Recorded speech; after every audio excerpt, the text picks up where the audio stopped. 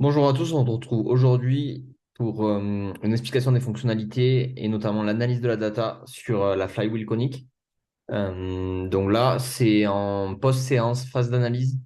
Euh, Rapidement, en biofeedback, on a la séance réalisée par l'athlète. Dans une précédente vidéo, vous avez le choix des réglages et des exercices. Donc ça, je vous laisse revenir sur cette vidéo. Sur cette vidéo, on a donc analyse de la séance. Les couleurs correspondent aux zones de travail que vous avez paramétrées et aux valeurs que vous avez choisi de mettre en place, variable principale et variable secondaire, sur les deux phases, en excentrique ou en concentrique. Ça, c'est vous qui choisissez. Et derrière, je vous laisse mettre les zones en fonction des qualités que vous souhaitez développer. Ensuite, sur la phase analyse, on a un premier mode qui est en fait un mode beaucoup plus complet que le mode biofeedback, dans lequel vous avez l'impulsion, l'intervalle qui correspond à l'amplitude de mouvement et le temps jusqu'à atteinte de puissance maximale. Et à côté, vous avez la puissance moyenne et le pic de puissance. Ça, c'est sur une moyenne par répétition. Si vous voulez dissocier des phases excentriques et concentriques, ben, il suffit de le demander. Et donc, chaque fois, vous avez première rep en excentrique, première rep en concentrique, et ainsi de suite. Et donc là, on va commencer à avoir une première tendance, c'est-à-dire quelle stratégie l'athlète met pour atteindre des pics de puissance élevés et quelle stratégie il a pour maintenir la puissance tout au long de la répétition. Et donc là, ce qu'on va voir, c'est que, par exemple, pour avoir un pic de puissance élevé, eh ben, forcément, on a de l'impulsion qui monte, ça c'est logique. Mais par contre, on a une amplitude qui diminue dans le cas de cet athlète. Et là, on était dans une évaluation des rotateurs externes de hanche. Donc ça, c'est la première chose. La deuxième chose, profil puissance-charge. Donc, à partir de quelle masse il développe la meilleure puissance en excentrique et en concentrique.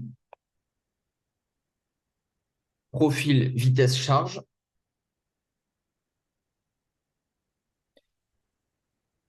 Et ça, c'est sur l'ensemble des séances réalisées par cet athlète. Ça veut dire que il va aller chercher dans cet exercice. euh, on peut choisir les latéralités si on veut. On peut choisir des exercices plus ciblés. Mais du coup, notre athlète, on sait que ben, parmi toutes les charges avec lesquelles il a travaillé, voici les puissances qu'il a développées. Et la même chose pour la force.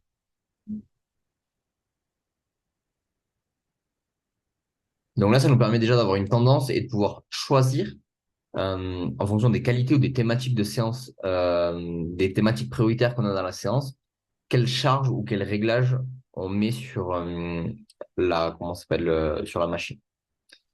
Après, on peut avoir des profils force-vitesse avec chaque fois une courbe de puissance et des profils charge-vitesse qui, eux, sont un peu différents. Et chaque fois, ça vous permet d'alimenter en fait votre base de données et votre connaissance de l'athlète. Et donc, du coup, de pouvoir paramétrer notamment les alarmes de biofeedback pour la vitesse, notamment. Donc ça, c'était les différents profils que donne la machine. Maintenant, on s'intéresse à l'analyse du signal. Et là, on va pouvoir analyser répétition par répétition. Donc, par exemple, la première répétition et la dernière. On va pouvoir les comparer. On va aller chercher, rajouter la force. OK. Et là, en fait, je vais pouvoir comparer entre ma première répétition, donc l'athlète est reposé, est prêt à travailler. À quel moment j'ai la hausse et la baisse de puissance? Tout ce qu'on a à gauche, c'est la phase excentrique. Tout ce qu'on a à droite, c'est la phase concentrique. En vert, la vitesse, rouge, puissance et en bleu, force.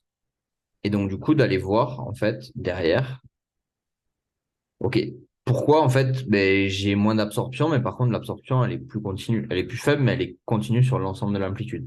En gris, c'est l'amplitude de mouvement. Et pareil, est-ce qu'on a des stratégies différentes en fonction? On voit qu'on a de l'amplitude qui réduit selon les endroits. Donc, on sait que ben, on a des stratégies différentes d'exploration du mouvement et on arrive à faire l'analyse du mouvement. La chance qu'on a, c'est que si on veut analyser juste une phase, hop, l'avantage, c'est qu'on a tous les chiffres avec les différents tableaux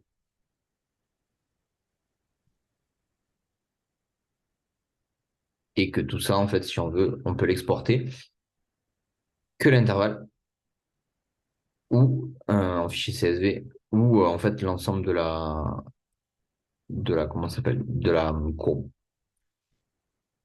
Et après, on va pouvoir les comparer, donc faire une comparaison côte à côte